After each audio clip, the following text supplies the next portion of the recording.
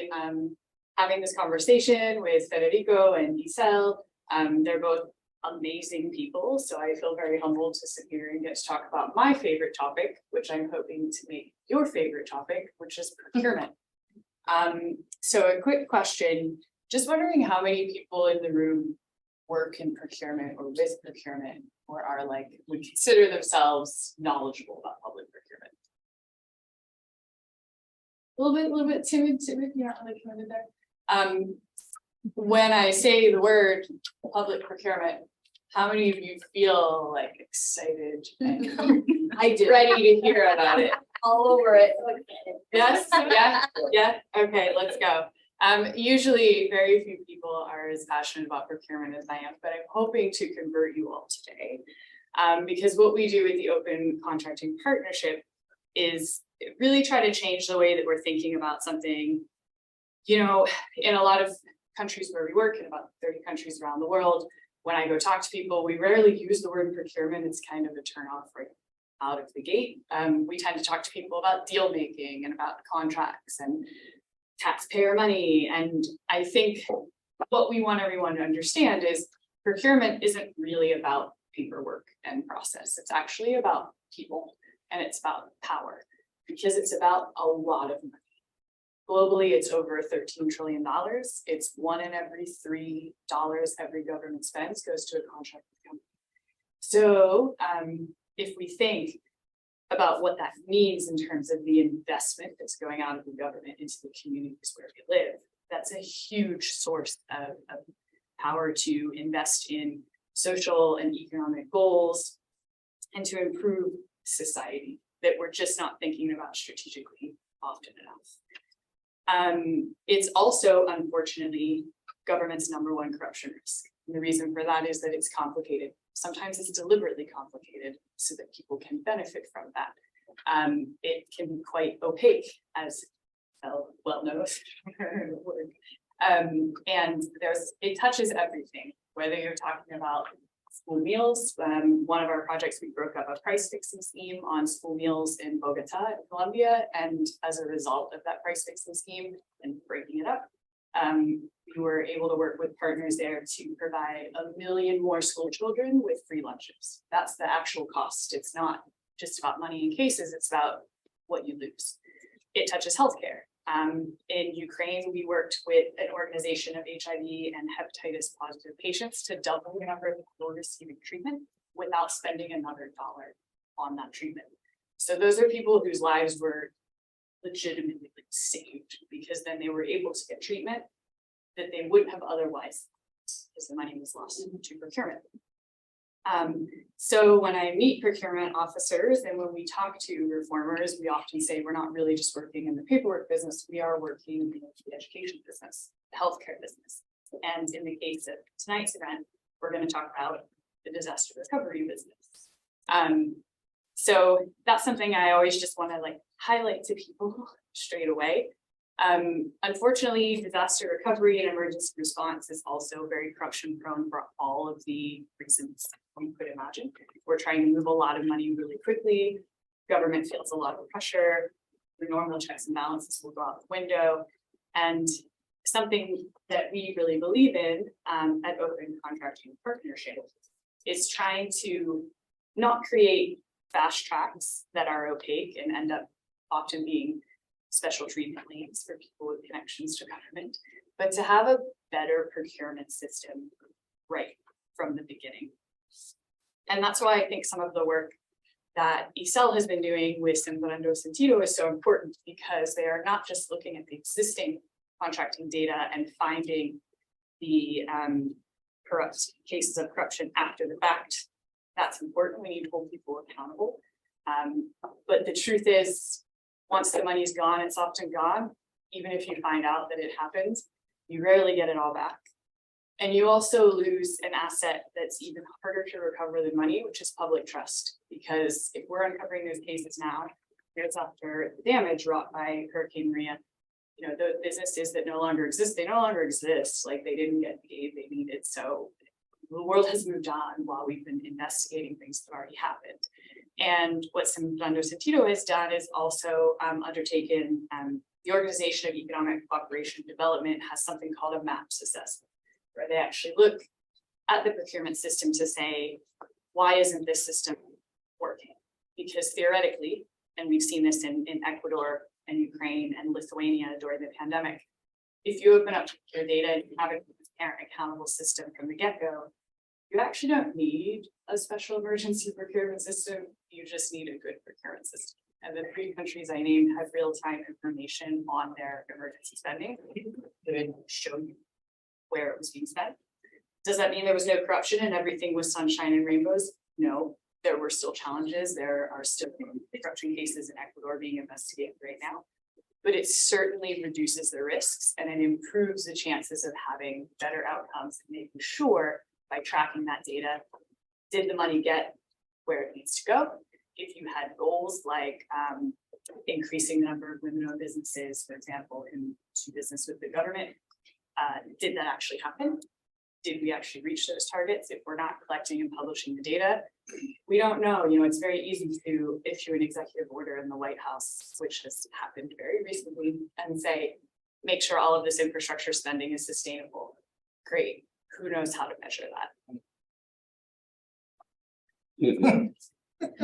So we're working on it. There are many people like for those online, the volume was a bit off, so we apologize. So we published, for example, sustainable public procurement guidance to start the conversation on that. We know this is difficult. We know it's a slow process and that change takes time, but we don't think we should shy away from wrestling with procurement, all of its messiness and complications. And I love the fact that you jumped right in and leaned right into that. So I think I'll stop there. I think that's enough from me.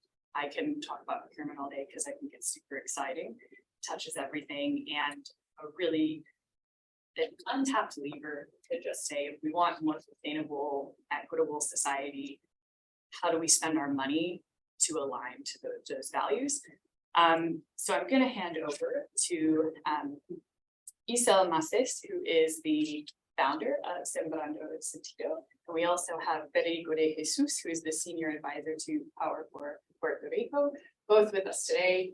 They're both fantastically well qualified and can share with you as much as they want about their backgrounds. And they're going to talk to us a little bit about the case of following the money in Puerto Rico, how we can use that as a case study of what's possible, not just in Puerto Rico itself, but in the wider world and in the United States. And because frankly, some of what we're doing there could push us further than several states in the continental US, quite frankly. So how can we share that learning and move forward? So over to you. Thank you, Kristen.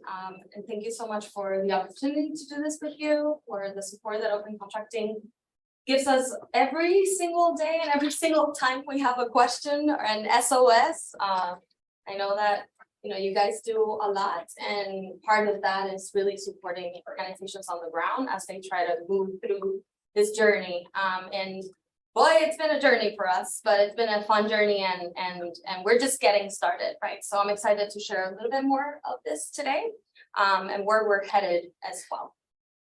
Well, you probably all seen a little bit of this, right? And this is what hit me back in 2017, after 14 years of working in anti-corruption efforts and governance work in the World Bank and at Deloitte. I actually undertook a project in Puerto Rico to help the recovery process after Hurricane Maria hit. And one of the clear and obvious things that hit me again were the fact that civil society was not at the center or even in the periphery of what was the conversations and the decisions that were being made, and that obviously had a big impact in their livelihoods, their abilities to stay, and in some cases, their lives. Today, we see billions of dollars that are being allocated and dispersed in Puerto Rico from the federal government in particular to help with that emergency response of the many different disasters that we've suffered since then, and the disaster recovery funding. However, what we're seeing is not things getting improved. We're actually seeing quite the opposite, where you see growing inequality. We see very, very extremely unreliable, low quality costly essential services. And we're also, like Kristen mentioned, seeing a growing distrust among our people regarding the government and its true purpose. And so this is what I saw in 2017, and this is what pushed me to come back to Puerto Rico and actually try to put in practice what I learned working on anti-corruption across the world. And so what began in 2017 as a concern and as a need to help and contribute for a better Puerto Rico became Sembrando Sentido. Our mission is really to put civil society, to help civil society be at the center of the decisions that affect them. And we do that by promoting more transparent, responsive, inclusive, and efficient government practices in Puerto Rico. And also by sharing some of those lessons, right? Because we have gone through a lot, but because we're not in the best state, if we figure out the right equation, we can certainly be of great benefit to the US in the midst specifically of this climate crisis that we're starting to embark on. Our team combines global learnings and local knowledge. We have developers, we have lawyers, we have community liaisons, and we have and work as part of a bigger puzzle, right? We are very aware that we are not it and we're not alone, and we need to work in collective if we want to reach the impact that we are setting here in our mission and in our vision. And so we work with local actors like open contracting and community actors like Furia, Ayuda Legal, among many others. We work with government officials and government entities that want to improve their processes, especially in anti-corruption and public procurement. And we work with basically everyone, private sector, you name it. If they want to improve their processes, we're here to help and to accompany them along that process. And like I said, our work started with the recognition that our social, economic, and financial challenges predates Maria. Maria made it very obvious and evident, and in a way did us a favor in that sense, right? It made it so that we could no longer ignore the conditions that brought us here. But the true conditions and the root causes are weak governance structures. It is all about our system and how our system is failing us. And this can be seen in the lack of transparency and openness, but also in the salient government weaknesses and the declining trust, like I mentioned before. And so if we want to fix and we want to help our people and our communities, we have to fix and transform, more specifically, the system that has brought us here. And so when we started working in Sembrando, we asked three basic questions. The first, where is the money going, right? Because our conditions are getting worse, but there's money coming in, right? So where is the money going? Big question. What can we do now to protect the resources that are being invested and allocated? And what can we do to actually transform and move at innovating the system, changing the system? And so when we answered those three questions, it all led us here. First of all, through our research, over 2 years of research, I want to make this clear. It's been a lot of work.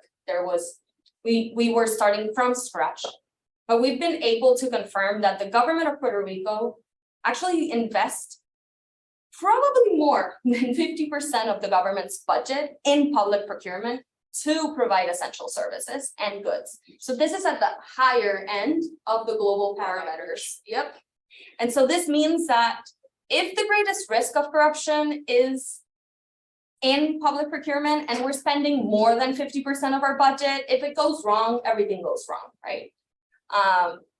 And we also have to mention that this is a critical component of the reconstruction and recovery process, right? So if it goes wrong, it also hinders our ability to build back better.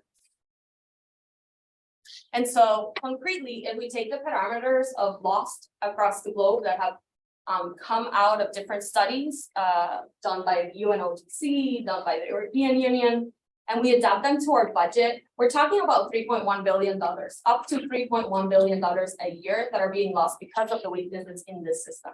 If you know a little bit about the budget in Puerto Rico, which is about $25 billion a year, considering and accounting for federal funding, this is a big deal. 3 is a big deal.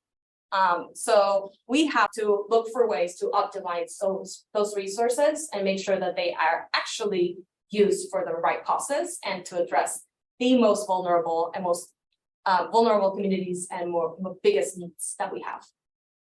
And so our solution, and the specific solution that we're going to talk about today, is contratos en ley, or contracts by the book. If we talk in English, right? Contracts by the book is the first platform that opens, monitors, and evaluates public procurement in Puerto Rico. And it has 3 key components to it that have been in development in the last 2 years and a half. The first component is the search engine. And what this means is that, and we'll talk a little bit more about that, but that we centralize the data from different portals so that we can actually understand what's going on or have a bigger picture of what's going on in public procurement, and allow everyone else to do so as well, right? This is a free platform, fully accessible, so that anyone can actually get to this data and get to the information that they're looking for.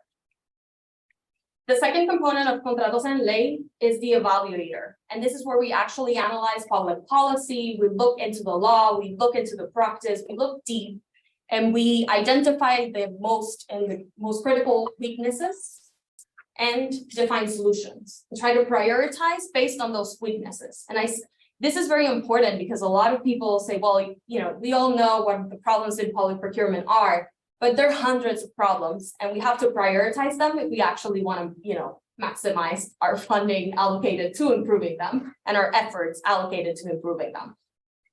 And the last, and probably the hottest component at this time, is the Red Flags component, which was launched about 2 weeks ago. And what Red Flags does is essentially it reads the data from our database, and it uses an international methodology to raise flags whenever we can on specific issues that could, not that does, but could potentially mean a corruption risk.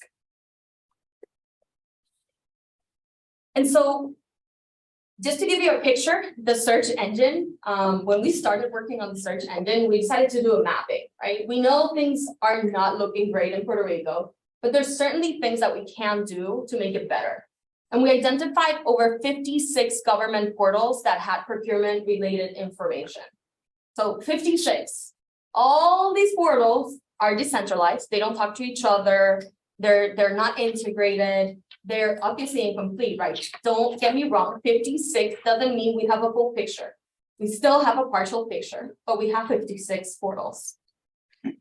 The formats, extremely unfriendly, right? Usually in scanned documents that are attached in a random page that you barely get to unless you're like us and decide that we're going to click on absolutely everything until we find something. But it is very, very hard for regular folks to actually understand where to go and be able to understand the information. And you might be surprised, but a lot of Puerto Ricans don't speak English. This is why this is the first English-driven event we've done in the first 3 years of our organization. And a lot of the contracts, especially the PPP, the public-private contracts, these contracts are in English, and we're talking about 800, 700, 600 pages of very legal lingo in English, right? So this is what we define as not accessible, even if it is in a registry. Even if you can download it, you cannot quickly and easily understand what it means. And last but not least, very poor quality, right? Isel Maces on one registry, Isel Ferrer on another registry, Isel M on another registry. How do you make peace with all these? Impossible, right? So you would think impossible, but there's always things that we can do to make things better, right? And that's what we've done. The search engine, within its first year of development, was able to increase transparency or doubled the information that the registry of contracts in the government actually offers. And we've only centralized 3 registries out of those 56 that you see out there. And we're already at twice, 100% more information than the Office of the Controllers actually offers through the registry of contracts. But like I said, data is important, it's not sufficient. It's an essential but not sufficient element. We needed to understand what's happening behind the scenes. And so as we've been developing and opening the data and making it accessible for everyone, we've also worked to understand what's behind the scenes, understand the structures and find the weaknesses and define potential solutions based on international best practices. And so I'm going to share a couple of examples today. Caveat, our latest report, which Kristen mentioned, has over 300 pages, and we don't like to write unnecessarily, right? Like it's 300 pages of important insights. So this is going to be a super sneak peek. I would say a sneak peek of the sneak peek of the sneak peek of what's going on. But I think these are the critical areas that you need to be aware of. Number one, the framework of public procurement is extremely fragmented. Its rules and regulations are over hundreds of laws and norms that apply to more than one entity. I'm not counting the ones that apply to the entity, to one entity.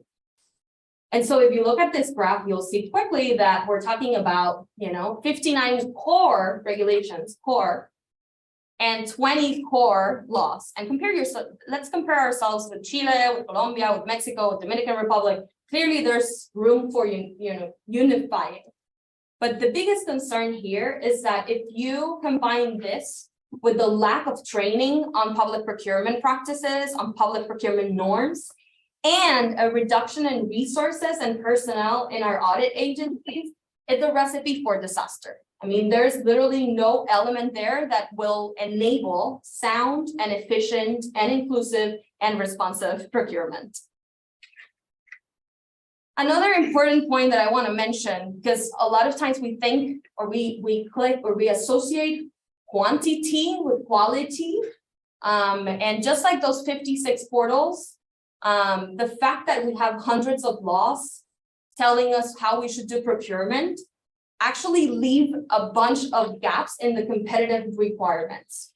And this applies to waste management, which is the #1 expense in the municipalities.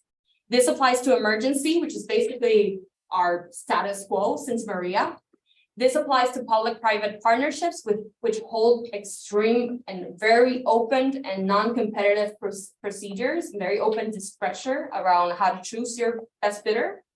Professional services, and this accounts for at least 10% of overall of the government's budget. Note.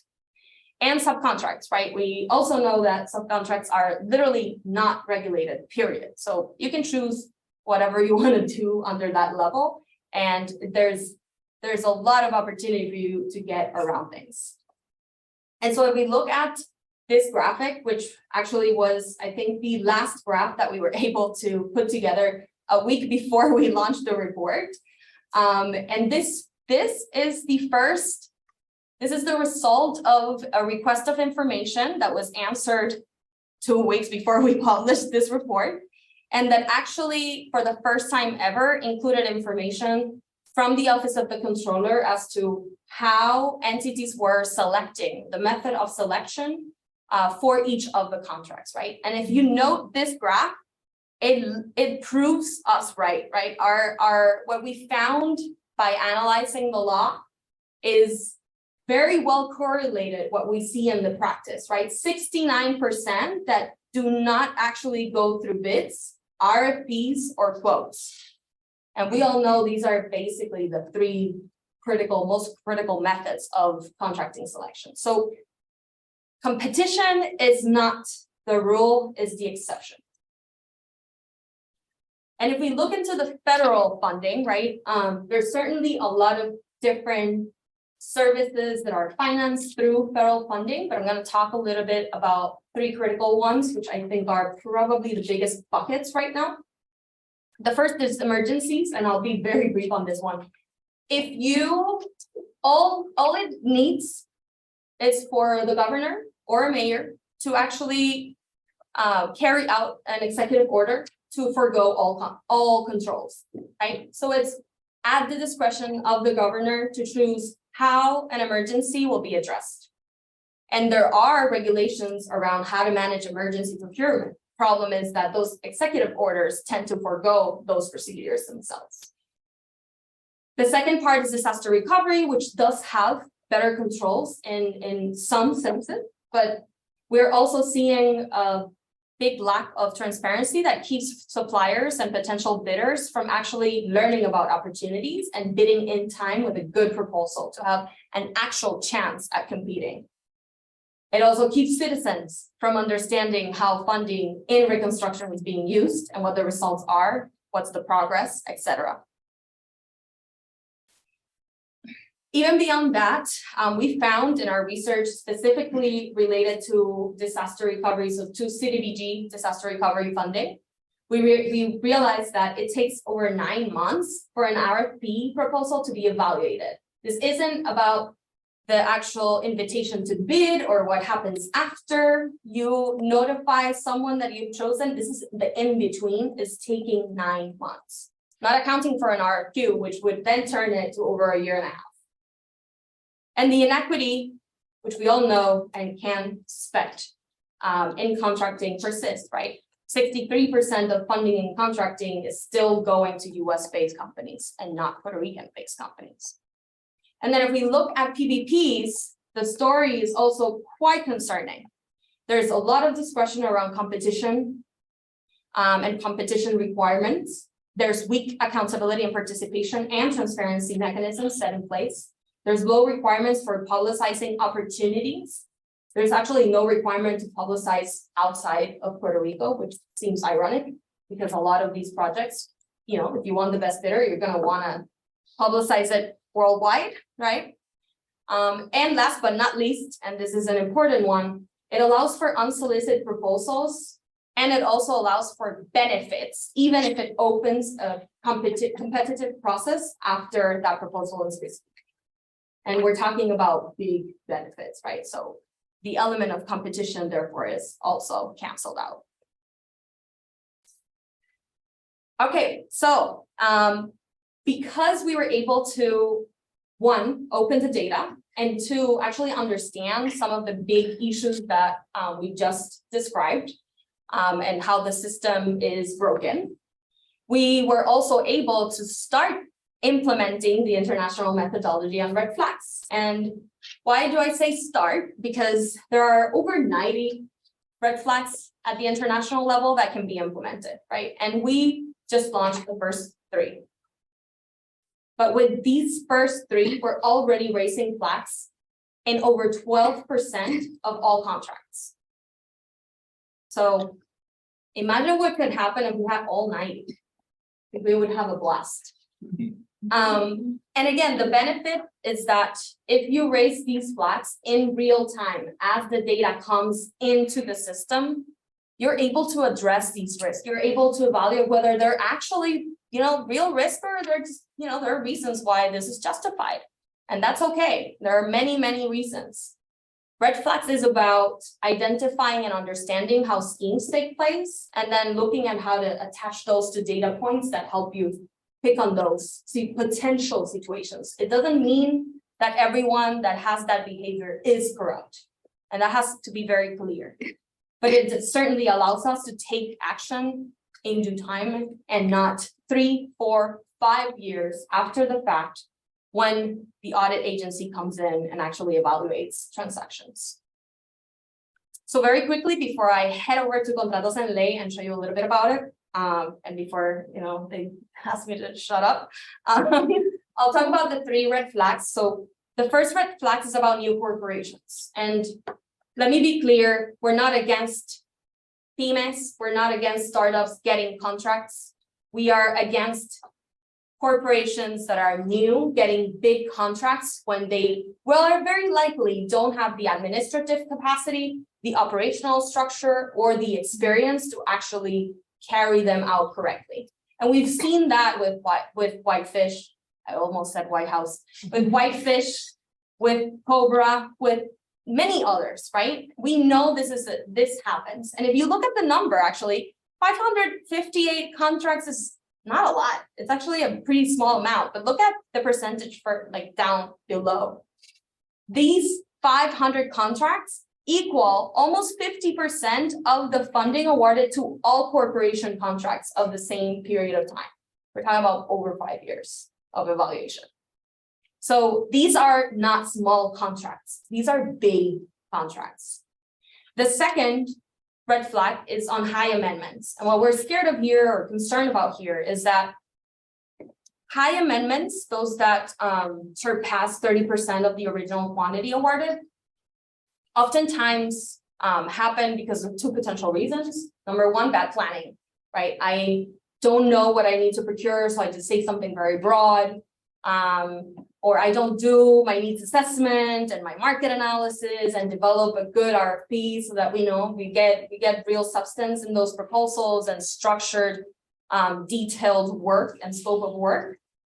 But another reason is that we are weighing more on the price than anything else when we bid and when we ask. We put more weight on the price, and then the bidders come in, they give you a really low price, and that way they win. And after that, things start coming up and the price starts going way higher than expected. And here we're seeing that high amendments are actually pretty high on the list, and they represent 46% of all the contracts that have amendments. So almost 50% are actually surpassing those 30%. The third red flag is political donors, and I think I don't need to explain this, right? Do I? I don't think I need to explain this, so this is why we're raising that flag. And again, a significant quantity, 5.6 of all contracts, and it's also 5% of all the amount, right, of the distribution of that contract quantity. All right, so I'm going to show you very quickly the platform. And today we're actually launching the English version. So for those who are not Spanish speakers, you can now go in and pretty much everything has been translated. There might be a couple of reports early on that were left behind, but everything else is translated, and our goal is that we can all use it, right? It doesn't matter if you're focused and interested in Puerto Rico, you can certainly use it. And for some reason, it's not showing the platform. So let me stop here and do this again. There we go. All right. So we're in Contratos en Ley. We can now all see it. Contratos en Ley has very few pages. It's homepage with a why Contratos en Ley or contracts by the book. The about really just focuses on explaining how we went about this project. Yes. Is it in English? Yes. Not the banner though. Okay. Yeah. the rest is in English. That's our motto, so we try to stick to the Spanish on this one. It actually explains the approach, how we went about centralizing this information, making sense out of this information, and then raising flags on this information. The evaluator, which is where we actually publish all of our research. So you'll see that there's reports in English and in Spanish, etc. Specifically, these three are our most recent products. The evaluation of public procurement, like Kristen said, the first that actually implements the OECD's methodology, and where we actually evaluated over hundreds of laws, over 400 audits, billions of data, you name it. And it was a lot of fun. And then the search engine. And here we start by just very briefly sharing how we actually go about centralizing this information, right? What are we centralizing and what we do with that centralization of information in this great database. And so, yeah. Can we ask questions now or wait until Q&A? Go ahead. I think you can go for it. They're like the Q&A moderators, so Let's do it. let's do it. But yes, feel free. So how do you go about having access to data? Do you need to submit FOIA requests to get data from state agencies, or how is the process like? Yeah. People open data that's available to anyone. Right. So if we are when we talk about the search engine specifically, we've mostly used what's available, but decentralized, right? So these portals that we are centralizing are actually, they're public, right? They're for public domain, they're digitalized. You just have to go in, extract, clean, organize, manage, and then analyze and present. But that data, it's already open in some sense, right? In that there is a digital portal that shares that information in whatever formats, right? Not always, actually, usually not great formats. If we talk about the evaluator, there's definitely a lot of request of information going on. We've actually had to go to court twice. The first time was to ask for the creation of what should have been done over 24 years ago, which is the registry of convicted persons of corruption crimes.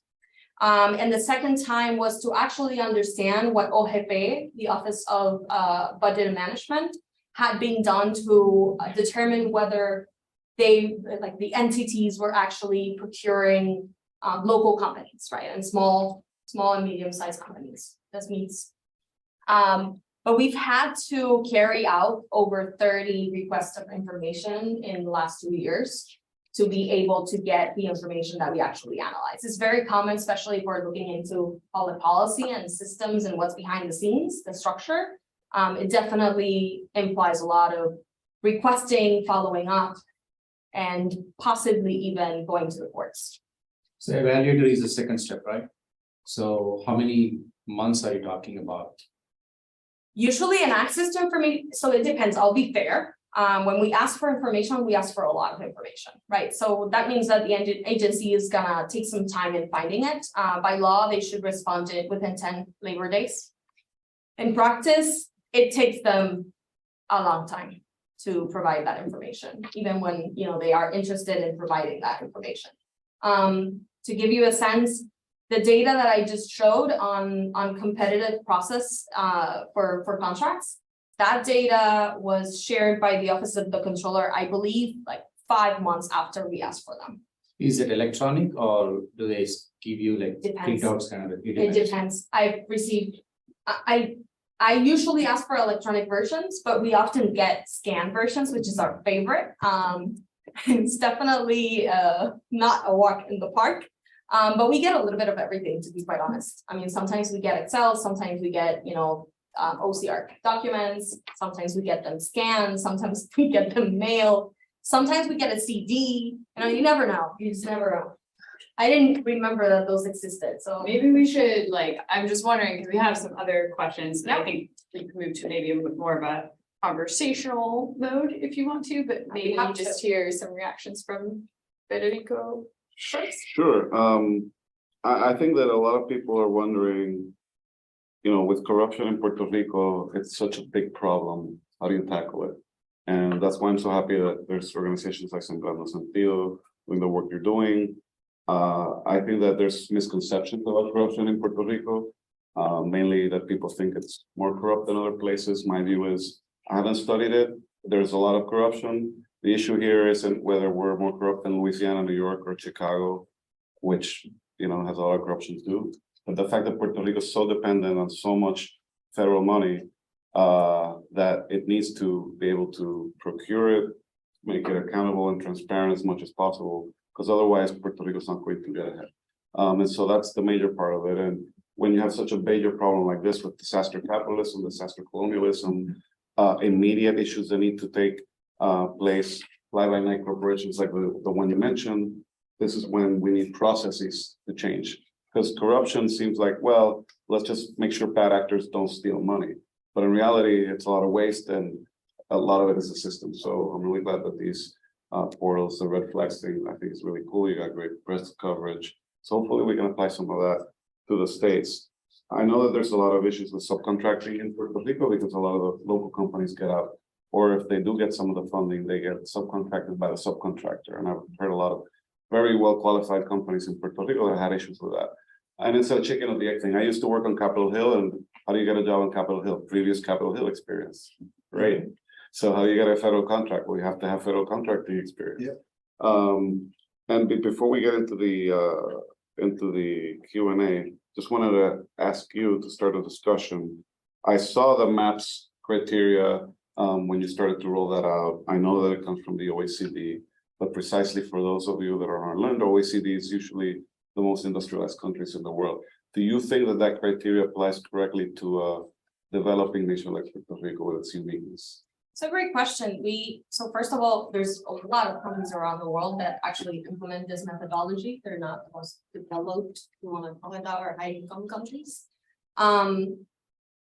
one of the beautiful things about maps is that you get to flexibilize it and use it as need be. And we actually included indicators and sub-indicators in there that weren't necessarily called out as critical, but in our research, we realized that we needed to have a section on it. So I think it's, yes, we follow the methodology and certainly we have feedback for it, but I think it allows you to be flexible, and that's ultimately what you need, right? If it doesn't work because there's a missing piece or there's criteria that maybe doesn't adjust well to our context, we can flexibilize it, we can adjust it, and it doesn't mean that the whole methodology is out the window and you can no longer, say that you did this using this methodology. So I would say that's part of the beauty of it.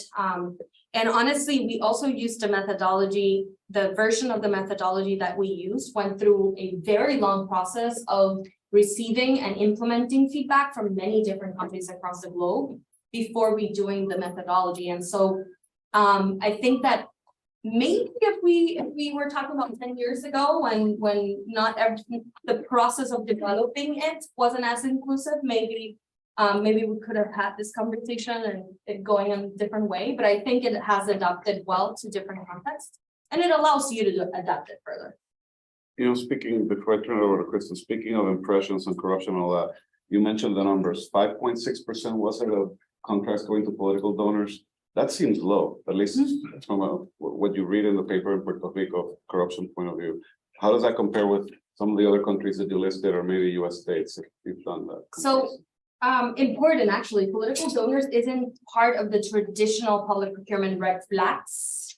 It is a red flag, don't get me wrong, it is a red flag. No one argues that, or well, some people do argue that. But I think internationally, we're very aware of that. It's just that it isn't directly connected to like a contractor, right? So, or a contracting process, and that's why it's like an external red flag. And then your second question actually is, I thank you for that question because I forgot to explain this. One of the reasons why it looks so low, it's because we were very intentional about matching exact matches between names of individuals, right? We matched officials. If officials match in the office of the controller, of electoral controller, and its registry of political donors, if the name is exactly the same, then it will raise a flag. What happens in reality is that most of the time, the names are changed, right? And it might be unintentionally. I've done it myself.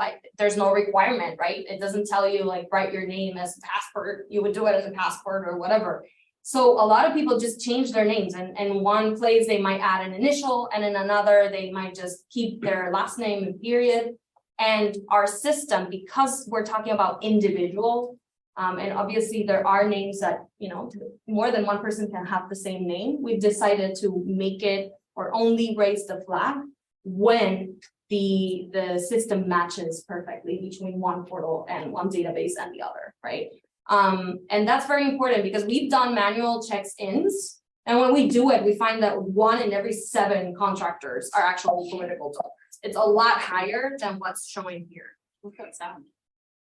I guess it's good for you to chime in. Right, I was just gonna say, there's a question, but one thing on that before I hand over to our audience and get everyone talking a little bit. We're small groups, we can definitely have a conversation here.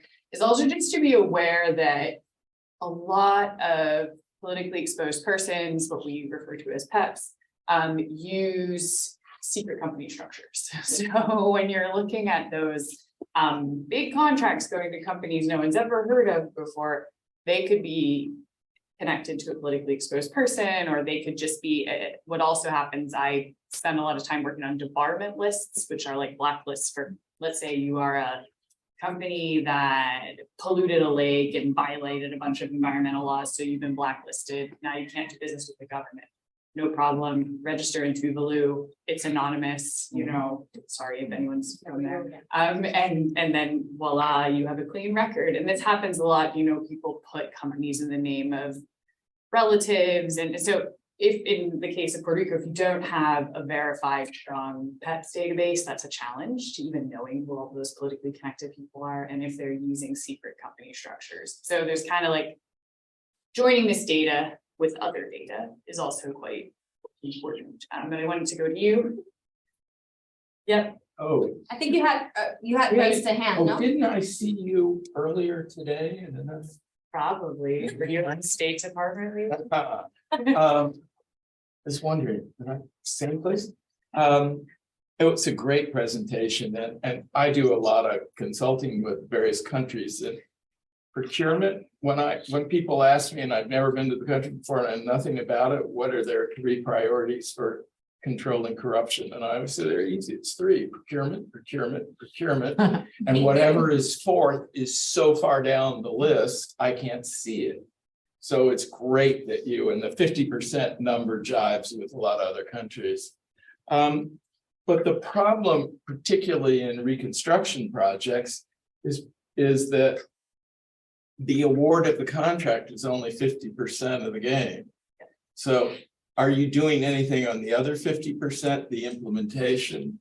Because I did a study of World Bank Roads contracts many years ago and found half of the corruption appeared in the execution of the contract, feather bedding, false change orders. And of course, the supervising engineer was always in on it. Yeah. So we have an idiot's guide to looting public procurement and getting rich quick that details a lot of these schemes. And one of the things that we've been working with Sembrano Sentido on is looking at the whole cycle of procurement. I spent the last 2 years of my life advocating at the UN to have the words whole cycle of procurement put into the special session declaration on anti-corruption. So, and by that you mean every step beyond. Because there's the planning, right? Like there's a country I won't name that has a wonderfully what I call transparent corruption or corrupt transparent system where they have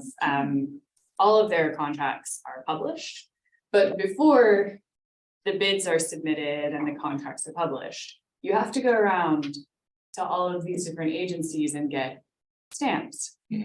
So you go around and you bribe all of those agencies to get your stamps, and then you submit your competitive bid, and then it's evaluated, right? And it's all in this system that appears to be open and transparent. So as many ways as we come up with to counter corruption, they're always like thinking ahead. So that's why you have to look at the planning phase and the monitoring. I think to Isel's point on this civic participation, a lot of our projects around the world, if you want to know whether the PPE got to the hospital, you ask the doctor, right? Like that's how you find out. There was a road project in Afghanistan where they did a control group with no community monitoring, and in the other group, they trained people who live where the highways were being built to check that they were being built and that the quality was what it was supposed to be. Because you can build the road, but use junk material, right? And then pocket the difference. And those projects that had community monitors increased their quality and delivery rates like hugely over the ones that didn't. Yeah, but Olken's findings out of Indonesia show you the weaknesses of that. It's not perfect, but it's better than none of these things are perfect. But it's kind of like, how do you put as many controls in place as possible to it's all about risk reduction. Like you're never going to catch everything. It's kind of about how do you minimize and come up with strategies to minimize those risks. And comprehensive strategies at that, because I think it's not just about more controls and more bureaucracy, which is can also be inefficient and delay things and have no purpose and be very costly. But also transparency helps with a lot of this, right? And like Kristen said, we don't just look at the contract, we look at the full cycle. And the maps actually and it tries to help you look at the full cycle so that you also identify where in that life cycle the bigger problems are. I will add that we're the first US jurisdiction, to join the COST initiative, the Infrastructure Transparency Initiative. We did this with 2 municipalities and we're actually starting this effort. We're trying to find the resources to implement it because there is a lot to build for this type of structure. But the goal is precisely that. We recognize that infrastructure is the second sector with the highest risk of corruption and fraud. And over 75% of DR funding goes to infrastructure for all intents and purposes. So again, if we don't put in better oversight, if we don't help our communities know what to look for too, because they're the ones that have the greatest interest in ensuring that this funding actually fix the combs of our schools or the roads that Jesus break our cars every single day. I mean, we have a lot of infrastructure issues, and I think if we work towards actually making this information open, but also sharing tools for communities to actually monitor this and then raise flags themselves, we can make a big difference. But yeah, we're still at a very, very early stage on this. So A speaking lot of, to do. speaking of raising flags, Ivan online has a question about what the reception from the government of Puerto Rico and the political parties there has been to this initiative. Hi, Ivan. Nice to see you joining. Thank you so much. Gracias un millón por unirte. So it's mixed. That's the short answer, right? Some entities are very motivated, and they want us to help them figure out how they can become more transparent, how they've actually helped us build, digital tools to help them disclose the information. And others simply don't answer any communication, right? Or any attempt at communicating with them. So it's very varied. On the good and the better side, ISG, the Administration of General Services in Puerto Rico, who is actually owns the process of the centralization of procurement at the state level or at the agencies level. They've actually been very open about collaborating and figuring out how we can improve things. The Office of the Controller has done several things and is now pushing for a unified public procurement code as a result of our research. And so I think these are big wins. We've also used the stick, right? I think we have to be aware that we should try to collaborate, but sometimes we also have to, move to other strategies. And if we didn't, we wouldn't have gotten an actual registry of corrupt persons, right? And this is a new effort, and it's unique. 24 years after it was set in stone in law, we actually got it in practice. And those are big changes, but there is a lot to do, and I won't lie in that not every agency or public entity is excited to see us and see our work. Other questions or comments, thoughts? Go for it. Yeah, I think, hi, everyone. I think Isel spoke about this briefly, but I just think that Sembrando Sentido is Sorry, about. can you say your name and where you work? Sorry. My name is Rachel. I work with the Office of Commerce Juan Velasquez, and I work with Isel, which I'm really proud of. So I think Sembrando Sentido is about empowering communities and really giving them the tools to actually have a democracy and being able, to know where their money is going. But I just want to ask Isel how Sembrando Sentido is envisioning that education to communities. And as we are talking about accessibility, we also have to think how this information is more accessible. So maybe this is a brainstorm, and how we can make this work to have more meaning for the people of Puerto Rico. Absolutely. Yeah. Hi, hola. Bueno, so this year we actually started piloting 2 efforts, strictly focused on helping community leaders understand and being able to monitor procurement, specific contracts that they care about, specific investments around their communities that matter to them and that they want to understand, right? Legitimately so. And so one of those is trainings, right? Actually sharing some of this information, going to the communities and having a conversation about these processes, about how to ask for information, how to understand contract, like bid documents, like what should you look for in a bid document, what should you look for in a contract, etc.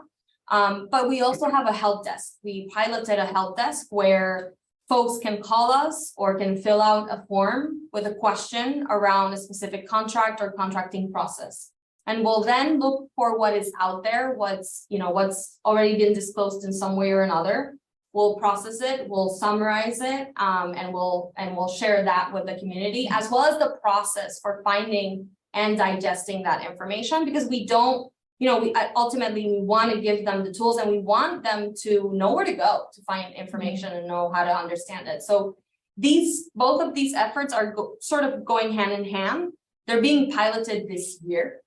We started this effort back in May, I think, when you transitioned. And we are honestly seeing communities that are very engaged and very interested in the information. They are understanding and absorbing the information and asking us for a lot more, which is very exciting because it means that we're getting somewhere. And we're also using that opportunity to ask them what they want to see different in the platform, but also what they need, and printed, right? Like what on paper they can utilize. We have the benefit that even though a lot of our community leaders might be on the older, in the older generation group, they still use smartphones. Most of them actually have some sort of smartphone. So if you get them more accustomed to some of these platforms, they can actually use them from their phone. But we recognize that this isn't sufficient and that there is a big technology absorption gap as well. And so that's where the help desk also comes in. Hi, I'm also Rachel. So piggyback, to piggyback on that question though, you guys, in terms of empowering civil society too, you've had a lot of attention from investigative journalists as well, using your data, publishing your data. From where I'm sitting, right, that also sounds like a method to get that information out there as well for empowerment. Can you speak a little more about that? Thank you, Rachel. I think the more people we work with and groups we work with, the more folks that will monitor resources, right? Like there's power in people, right? And doing this collectively. And that entails, we've actually handed out cases of potential collusion to audit authorities and to prosecution authorities. We are working with investigative journalists to help them understand this data, use this data, and also cross-check this data with other data that they have and we may not have, right? And by doing that, we make their investigations a lot more agile. I mean, if you talk to any journalist right now, they'll tell you that just to get the 3 data points from this in this database, centralized in this database, takes them hours because it is a trick. And these registries aren't meant for you to find information quickly. So we're already saving a bunch of time, but we want to do more. I mean, the more agile journalism is, the more we can actually oversee and monitor, right? And so that applies for communities. That applies for investigative journalists, for actual entities that are, that are on the anti-corruption side of the house, whether prosecuting or auditing, etc. We want to make sure that we are building tools that allow them to do more of that and do better and more efficiently. I would add to that. It's kind of something that's really important in the engagement is like your average person is not going to wake up in the morning and want to reform procurement. Like that's not why they get it.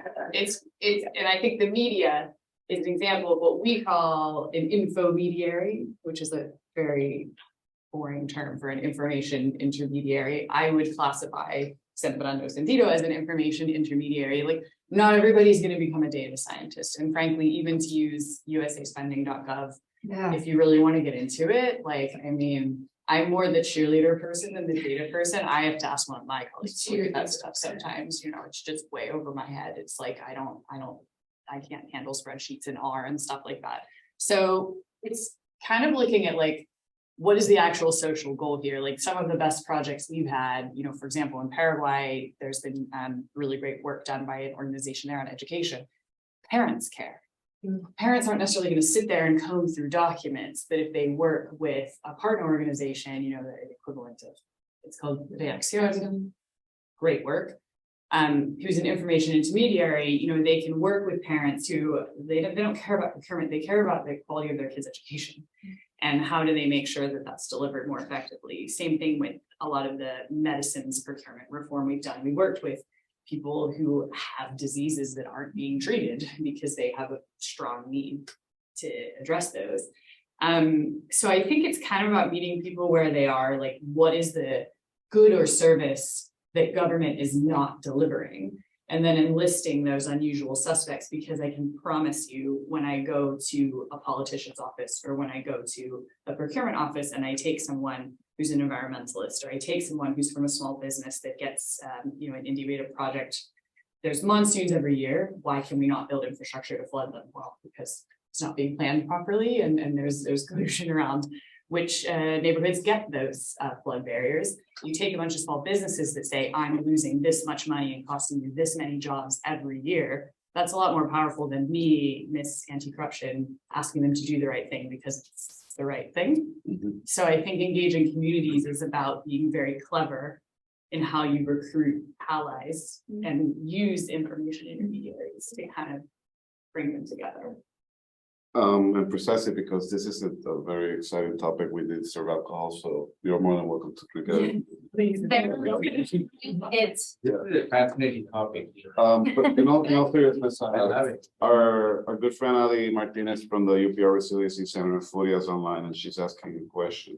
She's saying, I'm aware that you're working with the community groups to train and accompany them in the process of using these tools to uncover contracting misdeeds that affect their communities. This is very important work. What resources do you need to be able to multiply this work with all the need that we have in Puerto Rico? So scale. It starts with money. I think that's the easiest answer. I mean, we've done this with very limited resources, and we are confident that we can do a lot more, but we have to recognize that, we need people, and in order to have people and to have systems and to be able to travel everywhere and support, we need resources. So that would be my super basic answer. I mean, we have a lot to learn. We have a lot to improve on. We have a long list of wishes that we want to implement, but we recognize that without resources, it's going to be very hard. And quite frankly, we've gotten here with sort of like a miracle amount of resources. And the willingness and the commitment, right? That has been our biggest driver at the end of the day. But we also recognize that is not sustainable, right? So if we want to do more, we do have to be very aware that entails more resources and stronger partnerships. But I have to say, we're lucky in that sense. I mean, we've built relationships like the one with Ali and the UPR Resiliency Center, as well as Furia, that have allowed us to quickly connect with communities, to quickly help and be of service to them. But it's in order to do more, we need resources. So speaking of which, I have a question for you guys for the next one. I'm going to you guys. So because there's so much money going to Puerto Rico, before the Biden administration came in, some people in this room suggested the Biden administration, they create a portal so that all the federal funding can be mapped out like they did with the ARA funding. What other pro-transparency requirements do you think the Biden administration should require for the federal funding going to Puerto Rico?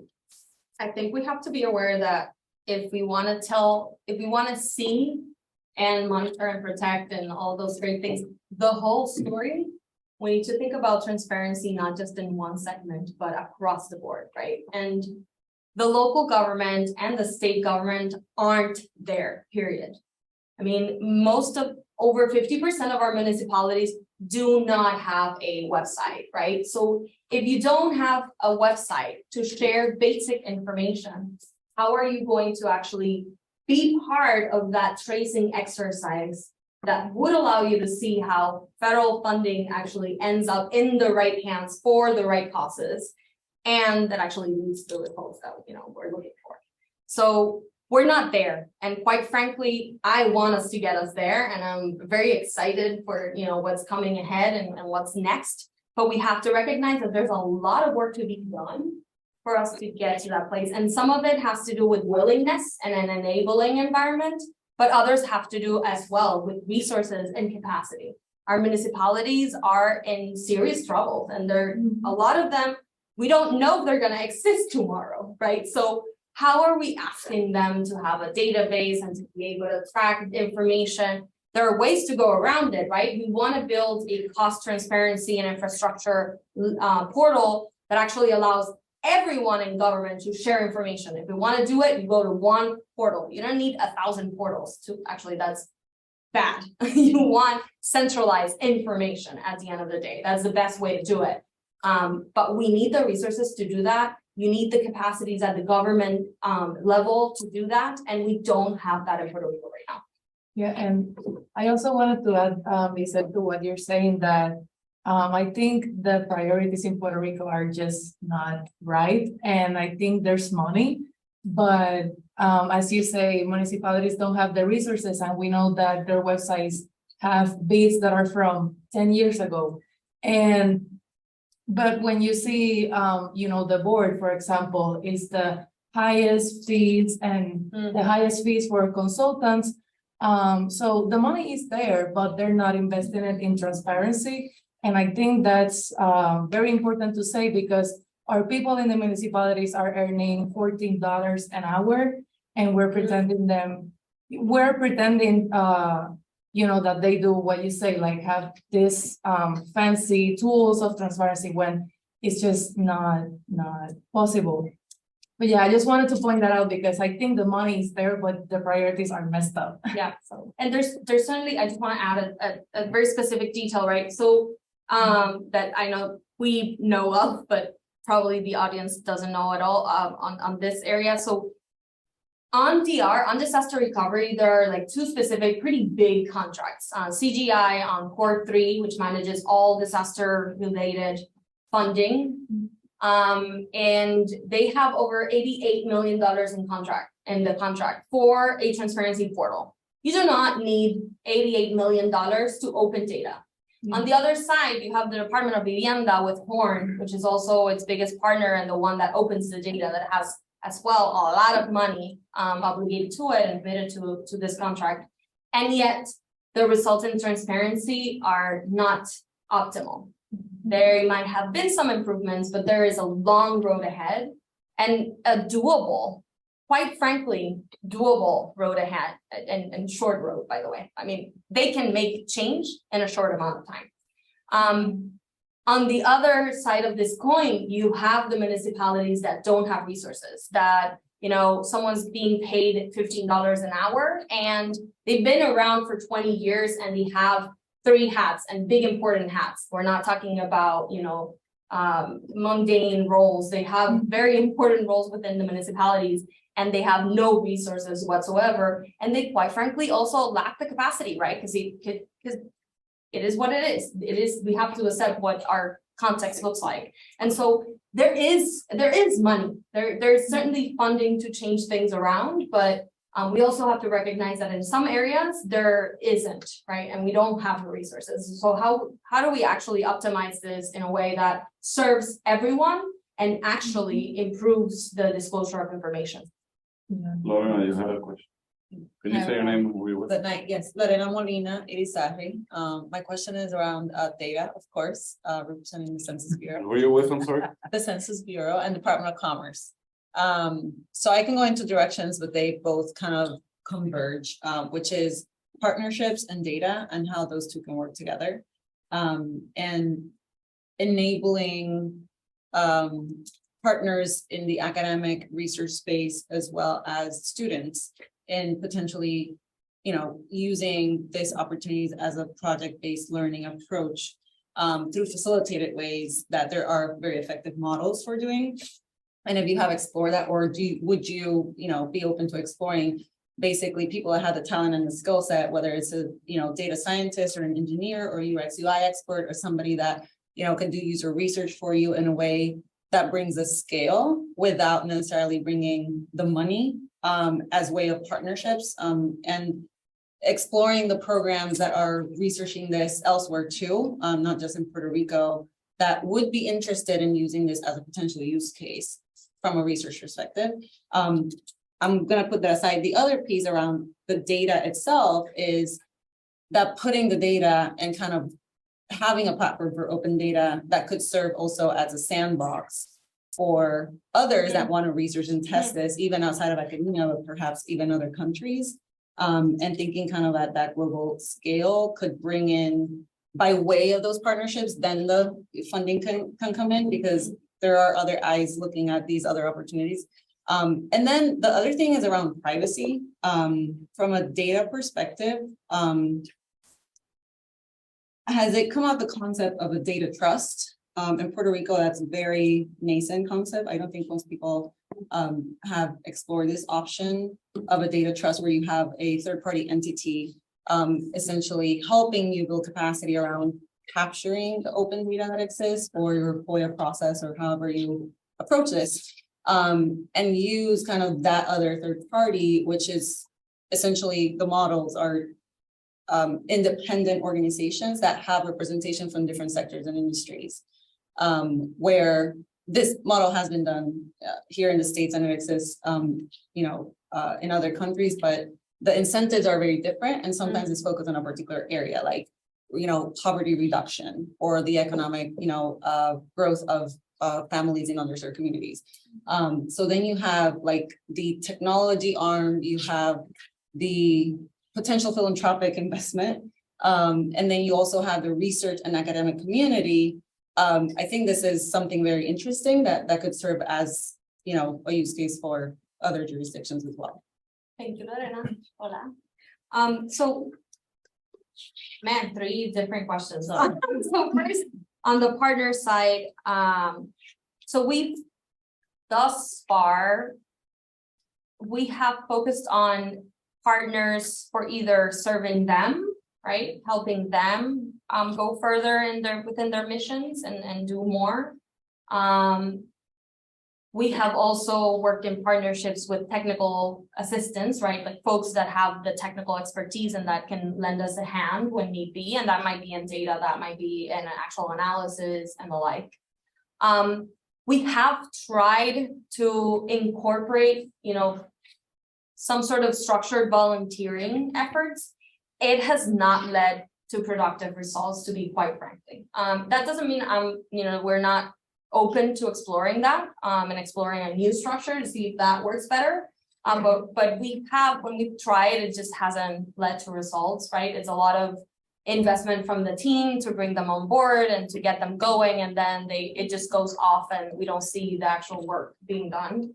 And the problem is that without commitment, it's very hard to hold them accountable on anything, right? So that has been a challenge for us, especially because the work might for some sexy at the end, right? Like what you're seeing now, but the process is very complicated. It takes time, and sometimes it's very manual, very tedious, very difficult. And so it's not like building, a Squarespace website that it's relatively easy and the like. So all this to say that I know a lot of, and complex data portals and data tools. So we can certainly talk about potential structures, but what we've explored thus far hasn't led to great results. The second area on the sandbox part, I completely agree. And actually this year, we also started a couple of pilots on internal revenue.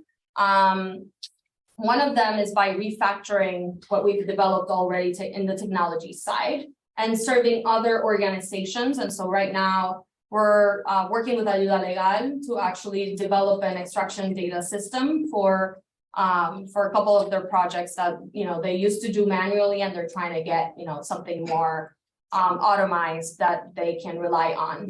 And this has better quality in terms of, the reliability of everything that's being extracted.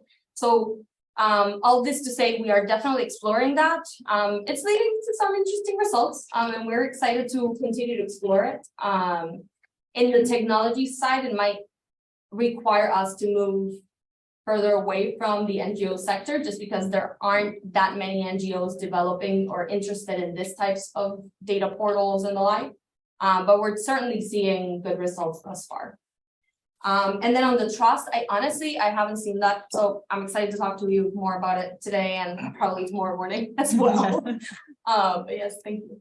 And I'm wondering if we should take a few questions, just because it's now. I think there's. Yeah, take a Q&A. few questions, like, and then answer them.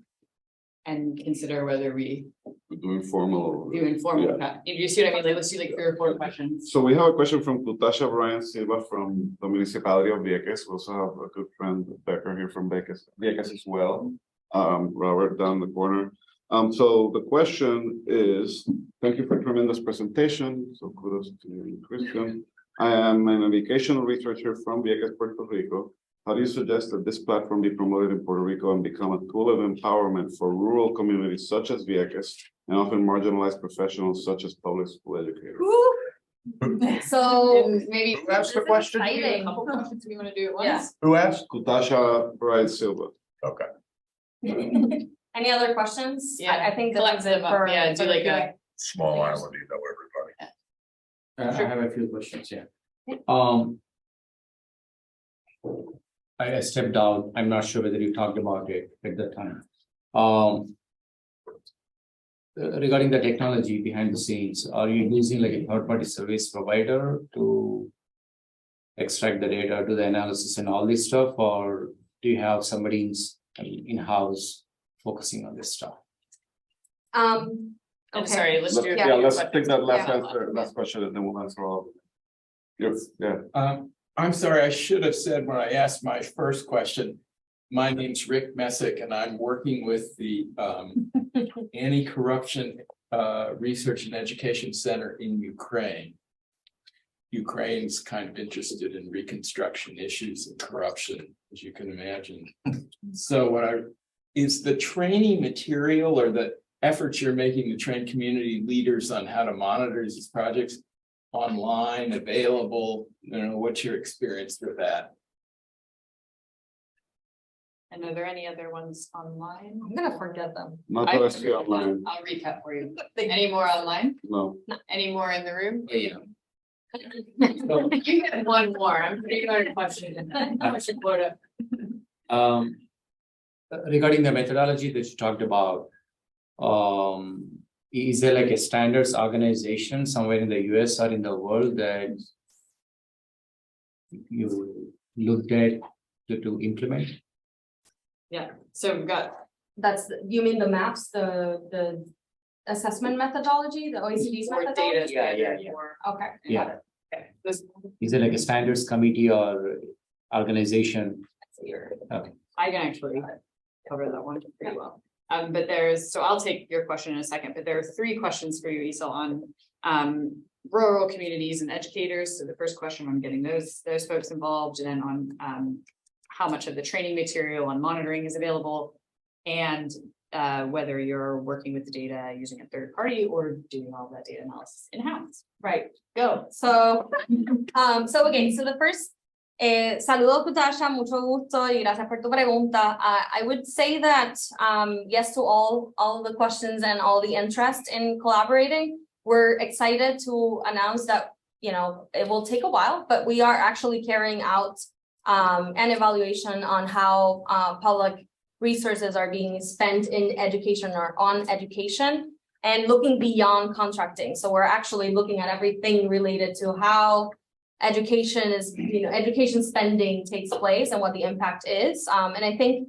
this will also allow us to develop something that is more tailored to holding folks accountable in the sector on education, the education sector, which I think is very particular and unique in many ways, including their particular inefficiencies. So, but in the meantime, I look forward to having a conversation and figuring out how we could do this in Vieques. I'm all down for it, and we're ready whenever. And then the in-house versus third-party provider question. So we decided early on we would do this in-house, and we want to do this for several reasons in-house, right? First, there is a real risk at messing up here. This is something that we're doing from scratch that is disruptive in Puerto Rico, and where we recognize that any mistakes or mess-ups or intentions to not do the right work the right way could actually jeopardize our credibility. And so this is mainly why we decided to do it in-house and protect the process as much as we can and the data as much as we can. Still, we know there are errors. We put everywhere in the website, you have an option to let us know if there's an error or there might be an error. And there's multiple areas where we actually disclose anything that we saw that was, or that someone reported as wrong, that we confirmed and that we fixed, right? So full transparency across the board. But even then, we want to make sure that that we are holding the data and that we're responsible and doing that fully. There's another reason, which is the technical side of the house, right? Like when you have folks that understand the system in the context, right? In the context that we work in, they're far more likely to find things and discover things along the way that could then feed into how we do things and protect our resources further, right? So that's why, and basically it's worked well thus far, and it has been pretty cost effective. We use open source, we do, which has been very economical and has allowed us to do a lot. So our biggest investment is really database and our programmers at this point. And then the one on the trainings for DR. So the trainings are in Spanish, and I would be happy to share some of the material with you. They're not online mainly because we are, we're giving it in person. Sometimes we don't even have an actual projector. We just talk and have a conversation with our communities and brainstorm about how we can apply it in their context. But I'm happy to share. You would be surprised the number of Ukrainians that speak Spanish, thanks to the connection with Cuba. Yeah. All right. So even better. So We can certainly share. Yeah. But when you say DR training, what are you Oh, specifically disaster recovery and reconstruction in this case. training related to specifically what? I mean, like how to. Contracting and in reconstruction processes. The Reconstruction. whole government's accountable, it seems, of that. Oh, How can they oversee the contracting process as they rebuild? oh, okay. Yeah. Okay, these for civil societies or Correct. Yeah. How Regular folks. communities can do Okay. that. how long is the training? So we have two trainings. We have one on access to information and infrastructure, and that takes about 2 hours. We have one in public procurement and oversight in public procurement, and that takes, we can make it in 2.5 hours, but generally it takes about 3 hours. So the Okay, whole morning fine. combo, yeah, it's a whole morning combo. But it is very dynamic. Were there to be funding for it to be taught in English, I'm sure that they would be more than happy to accommodate, I'm sure. Even though we have somebody from the Biden administration, I hope I'm not putting Lorena on the spot, but I've heard of this thing that Census does called the Census of Governments. Is that related to this? Do you want to talk about that? So the Census of Governments, is a survey that is done at all levels of government, in every state.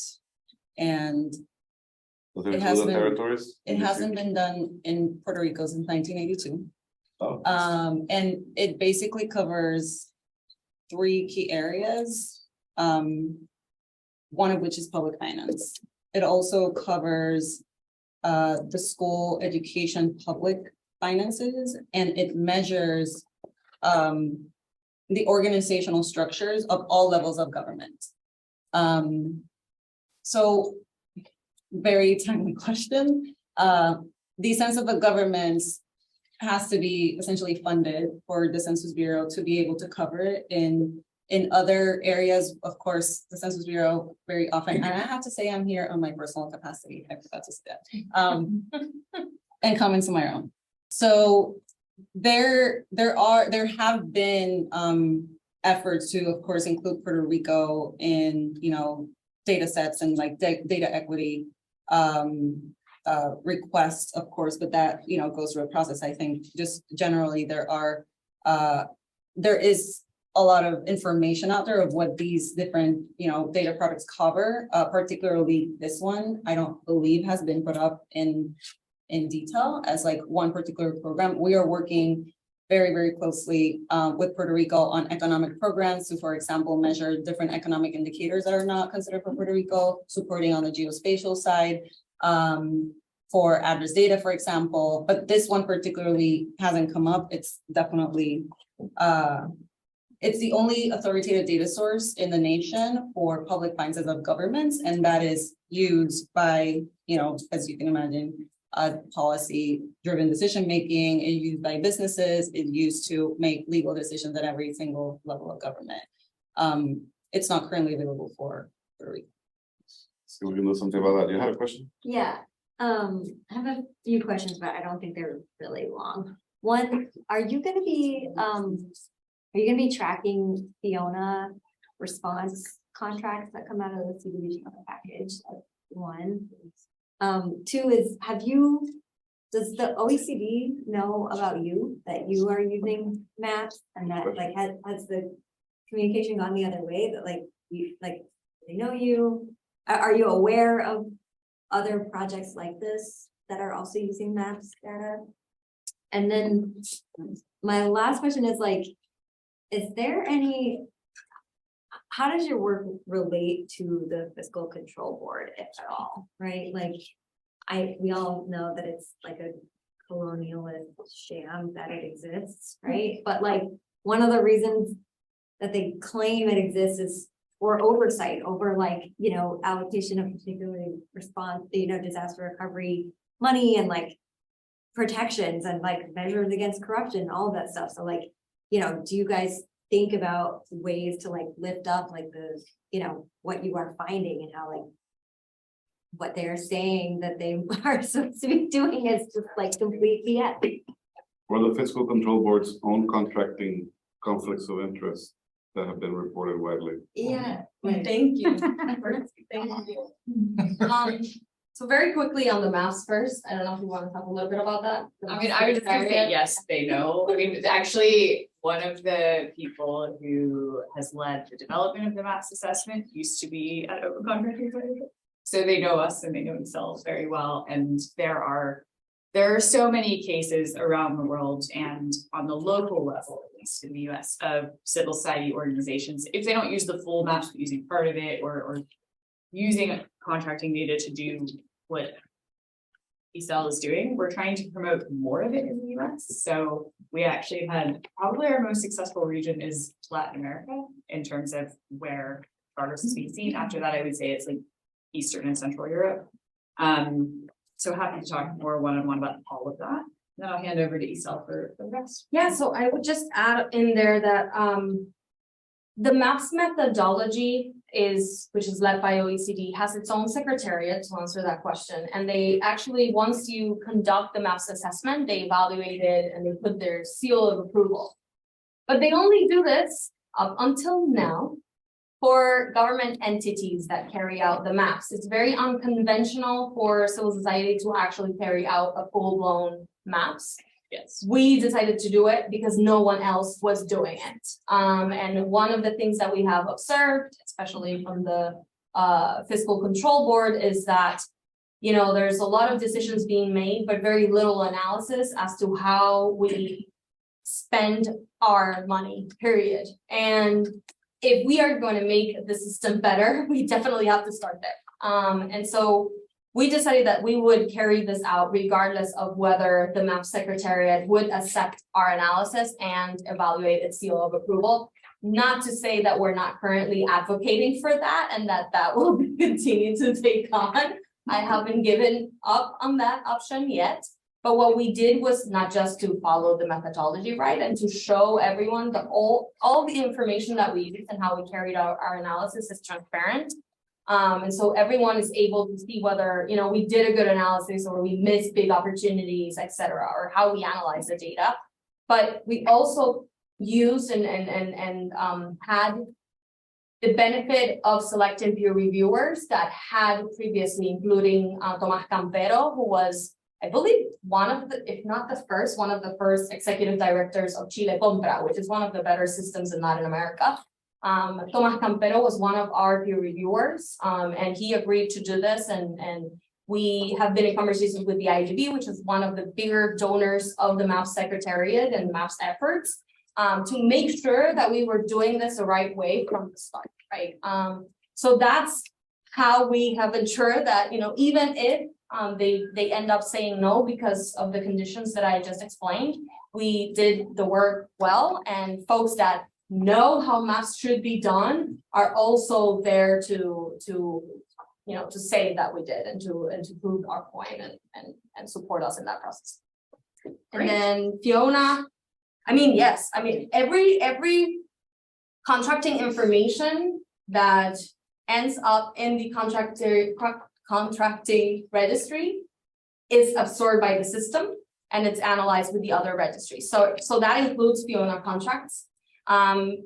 We are actually very excited that now the Office of the Controller is requiring folks to say when they're using federal funds. This should have been done a long time ago, but we are excited that this is happening now because it also allows us to be able to determine when it's federal. We still don't know when it's Fiona, but we're a step closer to know what is federal funded and what isn't.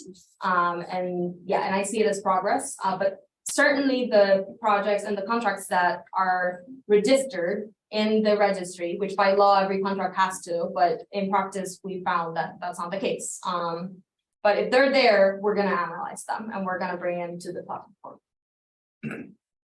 Well, I'm conscious of time and I want to make sure everybody gets a chance to chat and drink as well. So thank you all for coming here. I hope, it seems like there was quite a lot of interest in Q&A. So I'm hoping I've converted you all into being, procurement champions and cheerleaders as well for how important this work is and how we can really, I think, what the work that Ifel and Sembranos and Tito have done is really, for us, it's one of a number of case studies around the world that proves that improving procurement can really deliver a lot of social and economic change, and we need to do more of it and get it up that priority ladder. So thank you all very much for coming.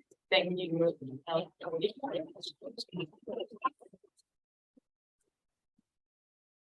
We can informally talk and Continue the conversation. Thank you all. Yes, thank